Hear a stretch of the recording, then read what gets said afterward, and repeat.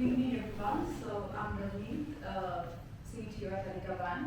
Thanks, Dan, for a wonderful demo, I guess. It's great to do a live coding session as well and an event. I'm going to talk about the journey that we at Allica Bank went through with the journey. It's still a journey, but how do we went from phase 1 to phase 2, and we'll be talking about it. So I'll be covering the introduction, so how we started with it, where we are with it, what we have learned so far. So it's just like what we're still learning from the adoption of GenAI.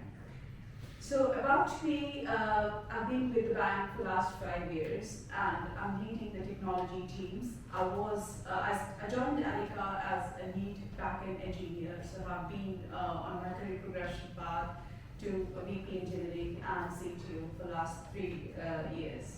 Allica Bank is an established SME bank in UK. We got a full banking license back in 2019 and have been operating in the UK market. So we are on a mission to be the most recommended business bank in UK. We have quite a wide range of financial service products for established SMEs. So these are some of the facts, I guess, probably which we are really proud of. So we've been winning a lot of awards in UK. We are being recognized as the fastest growing business technology company in UK and Europe. So, and we are on a journey for adoption of GenAI, which started almost like a year and a half ago. So from tech function, we are organized in product engineering squads, cross-functional squads, organized into tribes and squads. Tribes aligned to the domains, product domains. And we have we adopted the concept of Amazon concept of single-threaded teams last year, and we currently have 20 plus single-threaded teams. Technology, we are using Azure, so it's Azure Shop specifically, a lot of Microsoft products, but we're also migrating to GCP, and we are setting up GCP or the data platform on the GCP BigQuery. So very much technical technology organization. We are proud that we had 3,500 releases that we did over the last year, and we are basically moving to production very quickly, obviously with the speed, but with the quality as well. So how many of you are using vibe coding at work? Good hands up. And how many of you are actively using the tools that have been introduced at work? So it's just thank you. So I have a very interesting fact, probably as the organization leaders, we all hear from the big tech, big companies, how they are contributing and using the GenAI. So GenAI, probably we were thinking that it's a new hype, but I think it's very much there. So this was the quote that I had from Gary Tan, CEO of Y Combinator. So 25% of current crop of Y Combinator startups used LLMs, AI, large language models, to write 95% of their line of code. And this is one, we have been hearing a lot more on this. And then when we see these things, the expectations of any business, and probably from the leadership, and it's not just I guess probably everywhere is okay, how can we ship fast with the AI code? So how can we ship 10x or 20x sometimes? It's just okay, how do we get the productivity gain by introducing the AI tool? And probably without real guidance, the reality is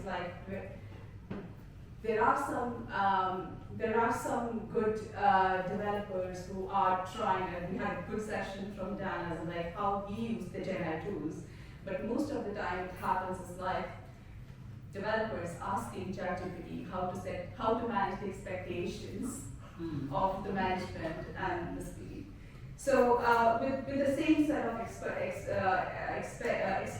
at Allica, so we started experimenting in 2023. So obviously, ChatGPT was there by probably for about a year or probably less than a year when GitHub Copilot was introduced, and we were saying like, okay, Azure got OpenAI um, OpenAI subscription, and they were able to support the OpenAI models within the Azure, and being Azure specific, so Microsoft shop, so it was like probably the first step that you could have used. So with that in mind, and obviously the first thing that came when we saw the GenAI is like about the security, how secure are the applications when you use or bring GenAI to the organizations. But when it happened, like we made an immediate step or investment where we got licenses to pilot GitHub Copilot. So we are Azure, but our code base was hosted on Azure DevOps, which is another product by Microsoft to store the, probably everybody would be aware of it, that we've been using, and GitHub Copilot is totally different product that comes with GitHub, which we didn't have. So, but we still went ahead to get the GitHub Copilot licenses. We got like 30 odd licenses distributed among our team members to see like what kind of productivity gains can we see with that. We also looked into, okay, can we use these tools, the OpenAI models hosted on Azure to do some document analysis and essentially for us. We also built like probably the first thing that was like, oh, it tells a lot about, you can ask questions using your own documentation. So you train the model on your documentation and can ask questions, which was an easy and a good use case.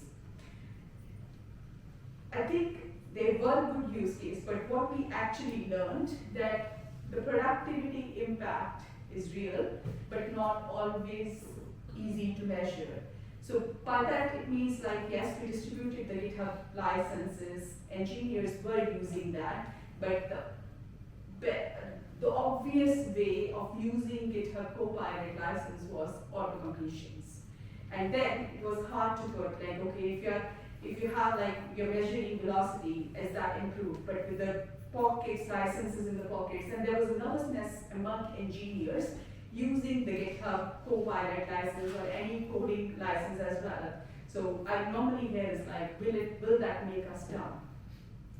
Will we lose our skill set? That is the core part what we do, and what does it mean for us? It's just like it's becoming easier. We are engineers known for our engineering skills. Will that be taken away from us? So I think that were the kind of hindrances probably where we struggle to measure the productivity gains as well. The second one was human oversight is essential. So AI can't guarantee perfection. So with some of the use cases, we were trying for accuracy, and we were looking for like 100% accuracy with these models. And later on, we realized that probably this is the wrong use case, because when these tools came in, everybody was like, oh, we are going to ask the question and it would give us the right information because based on the data that we have trained them on, which wasn't the case. It's just like based on the experimentation, we evolved our use cases as well accordingly. The third one was the quality of what is generated by the model depends upon the clarity of your prompt and also about the data as well that you're providing it. So it's just like how well you can write your prompt, the better you get the results. How good your data is. If your data itself, like a document tells like different things and contradict itself, the model will be confused from that. So that were the lessons that we learned. So then we did another exercise as like, okay, what do we want to do now? So this was more like a new phase, okay, when we started looking, and things changed over the last 2 years. And I remember almost a year ago when ChatGPT was pretty good a year and a half ago as well. It was like a game changer. So if I had a couple of instances, I remember like a production incident, and it was like Friday evening when something went wrong with the website, and I'm not like front-end specialist, but ChatGPT gave me exactly a pointer that the way I have to make the code change, And I was able to do it and get that working. So which is like probably otherwise we'd have to call it as an incident, get people back from their weekend and get it fixed, which was pretty quick to fix it. And then troubleshooting was so easy because with Azure, you need to know the custom and custom query language to write your queries, to pull the information from log analytics. And although the function names or the suggestions or weren't correct, but it gives you a gist with a bit of understanding from the documentation what you need to pull.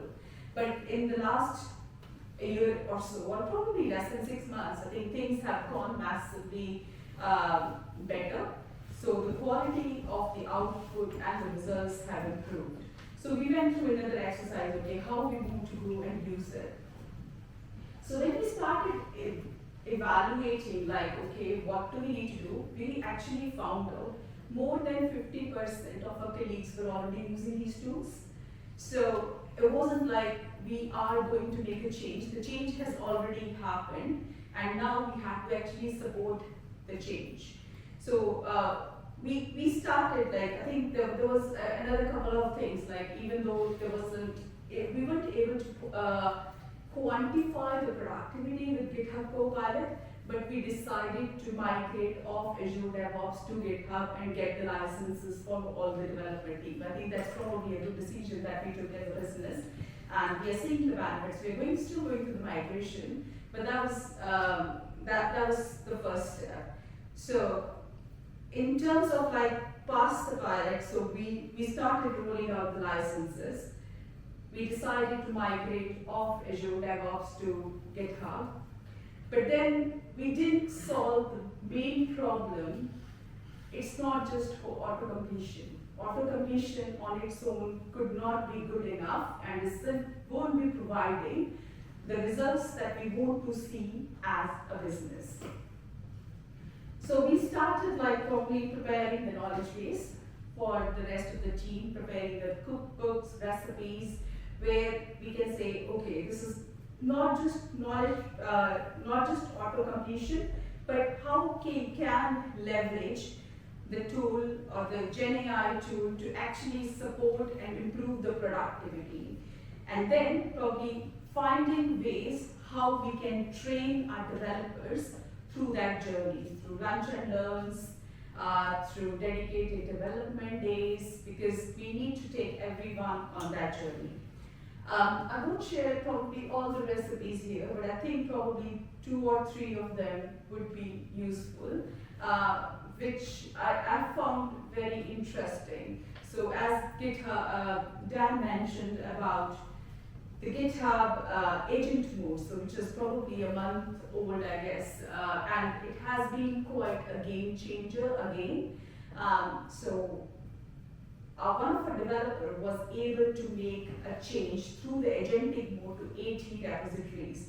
So sometimes an upgrade or probably a monotonous task that needs to be completed across all your repositories to align the code base, that was completed through GitHub Copilot. Like probably otherwise you would have to do it 80 times by different set of developers over the period of the time, which was done in few hours by a developer, raised the pull request and was completed. Another interesting use case that we have identified is like documentation engineers don't like to do it.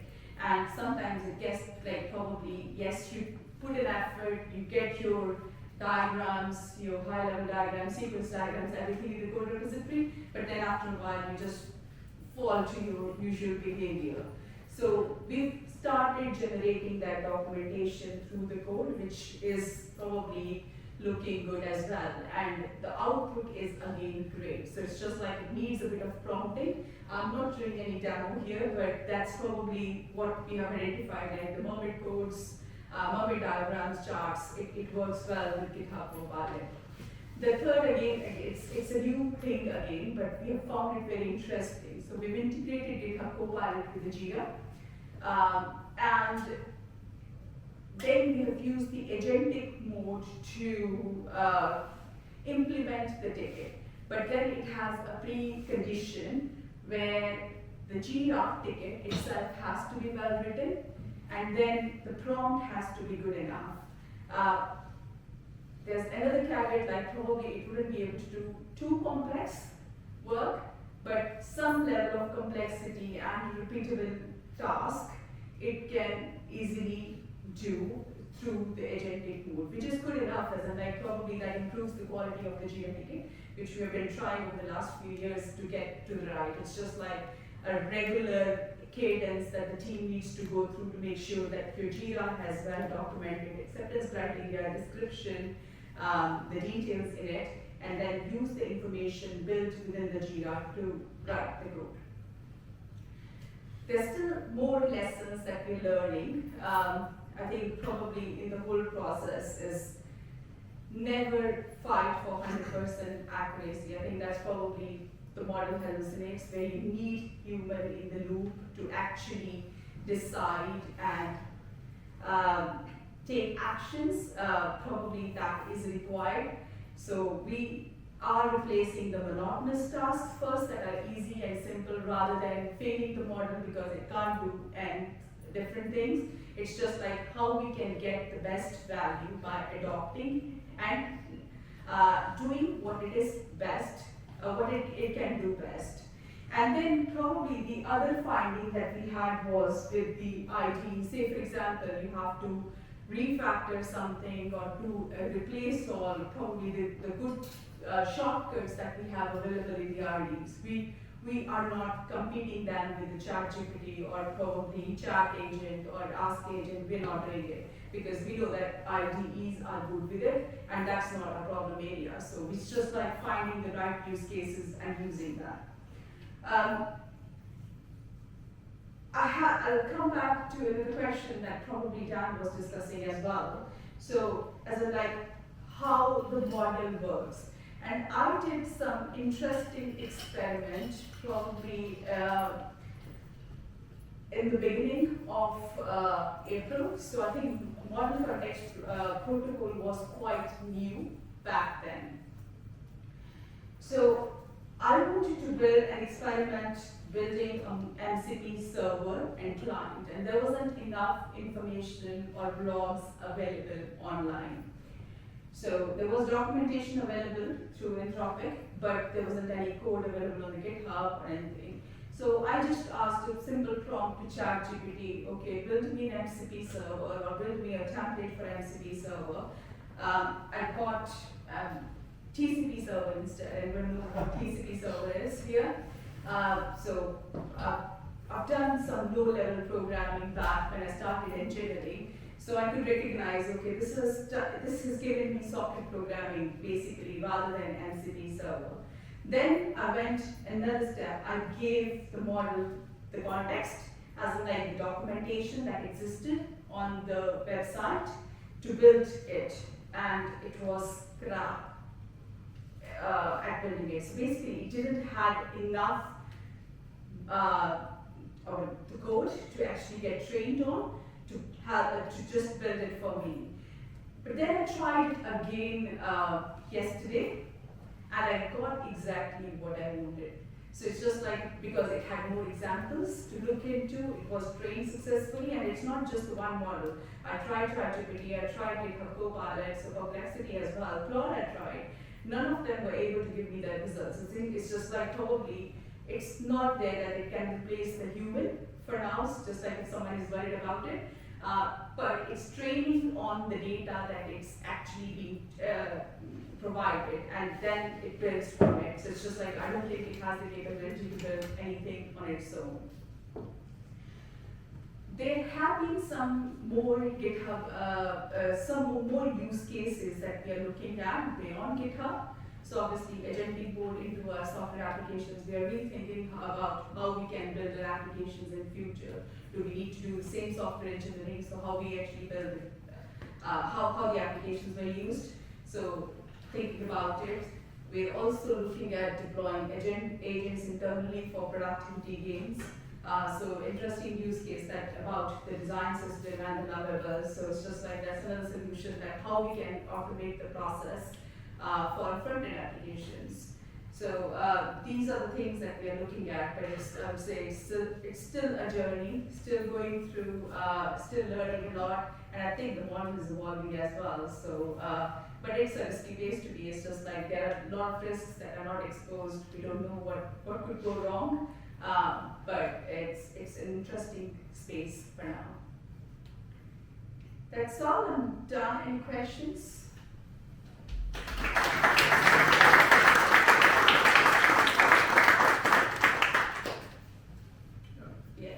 How do you assure expectation is not happening? Data exploitation, basically. Code exploitation. So with GitHub Copilot, so we've got the enterprise version. I think it's just like our security team getting comfortable with the security controls that are in place. The interesting thing that I tried with GitHub Copilot was specifically I was building a use case where I wanted to create a data class, and I provided the payload that I had, uploaded it, but what I actually realized is like it redacted the sensitive information that it had in the payload, which was good, a comforting thing to see that it's not actually using the sensitive data to trade it. I think it's just like if I was thinking about having a discussion about it today as well. Say we are using a lot of software as service applications, and we actually rely on a lot of data controls and security controls, data security controls and other security controls in place to see that they are working. And I think that's a similar approach that we're using with the GenAI application. But I do understand the nervousness across the market, across the industry when we are trialing it. So that is why when we initially we introduced the models only that sits within our Azure instance. We didn't go outside Microsoft. And I think it's just like trialing more, understanding more what is contractually agreed. I think it's a supply chain risk as well. So my biggest concern is like AI is in everything, and a lot of free versions of it says that obviously we'll be training the models based on the data that we use. It's just like how we get contractually covered, but it's an unknown risk. I would acknowledge that. Have you investigated on-premise your own open source language models? So we are hosting some models internally, but they're not open source. It's just like through Azure. So we basically through Azure AI Foundry, we have deployed the models. And we are deploying the models as well. I think it's just like when we think that it's a risk, then that's the model, that's the way that we use.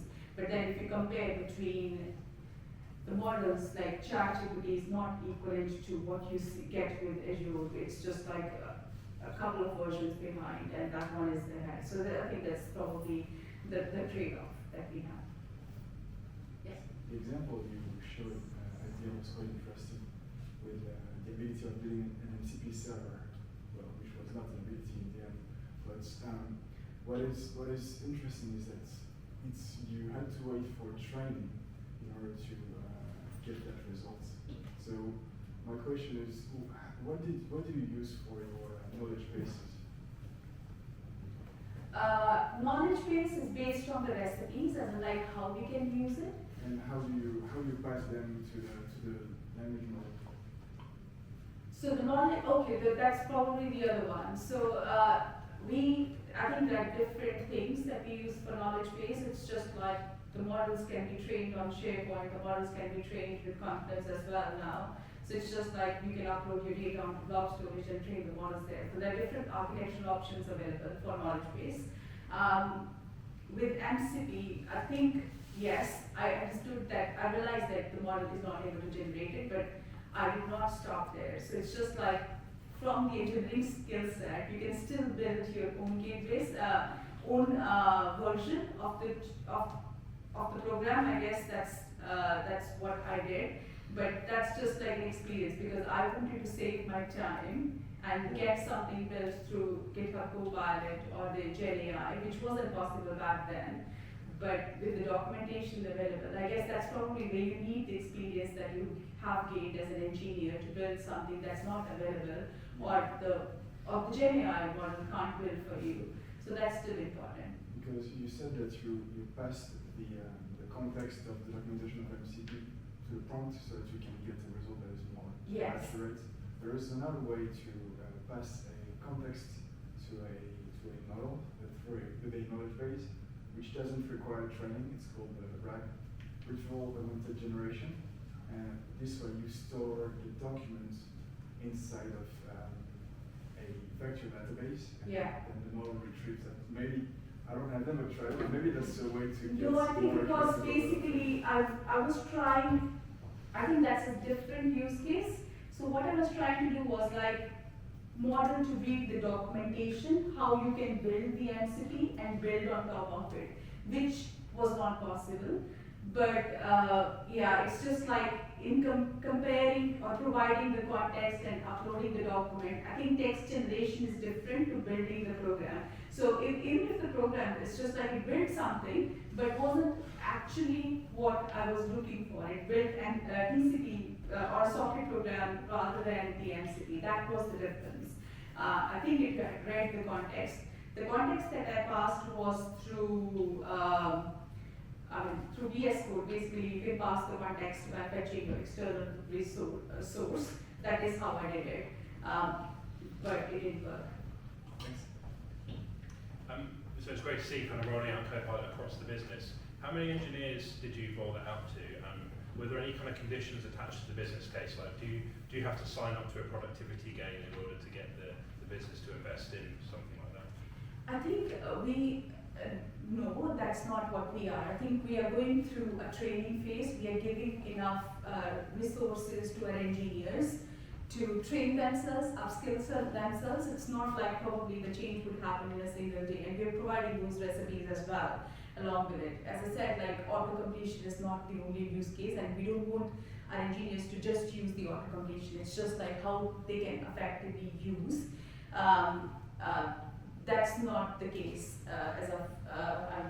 that's not the case how we are putting it across. It's just like, let us know how you want to use it. The tool is available for you. Encourage the use. We have like lunch. We are organizing lunch and learn sessions.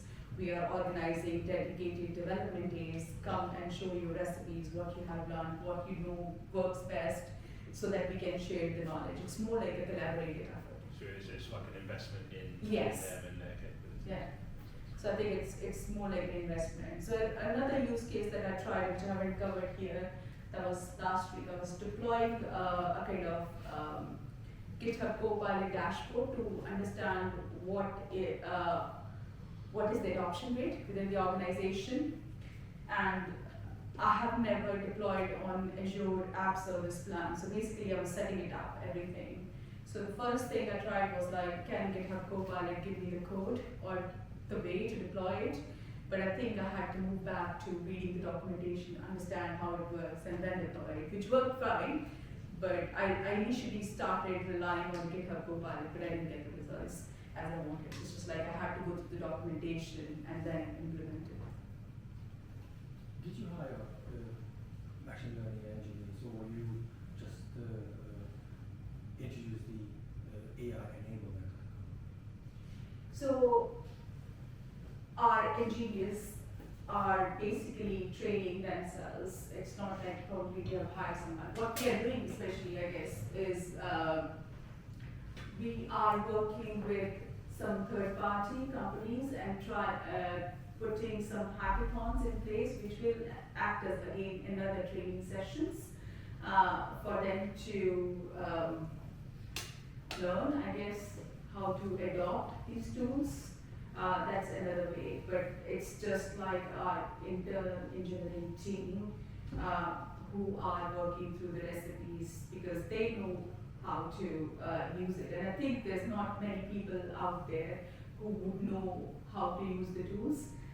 It's a new set of technology, and we can't say like I need someone like with 5 years experience on this tool, which doesn't exist any. And I think it's just like everybody's going through the same set of journey. but we've got a very talented team in-house who are coming and who are encouraged and I think enthusiastic about the new technology and how to use that too. You mentioned that you guys did 3,500 releases. What is the size of the tech team, the development team for that? So last year, I think probably we were like 75 developers in software engineering, so we would be somewhere 100 plus now.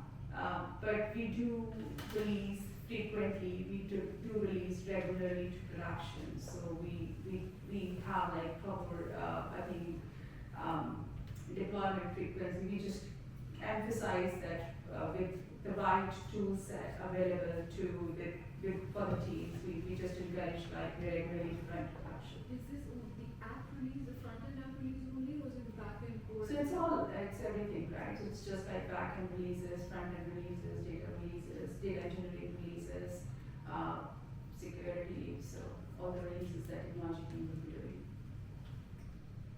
Yeah, yes please. What are the main topics that you're working on?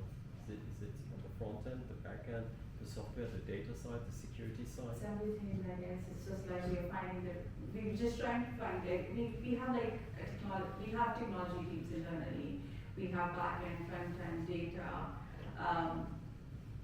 security platforms. So they have their own set of use cases and they're experimenting with the Gen AI and like how best they can use these tools to actually help gain the productivity and obviously sometimes it's not just the productivity, it's also about the quality. I think I'm still interested in seeing a new good use case on how to improve on the testing, I guess. That's the front-end testing. I haven't seen enough on that space.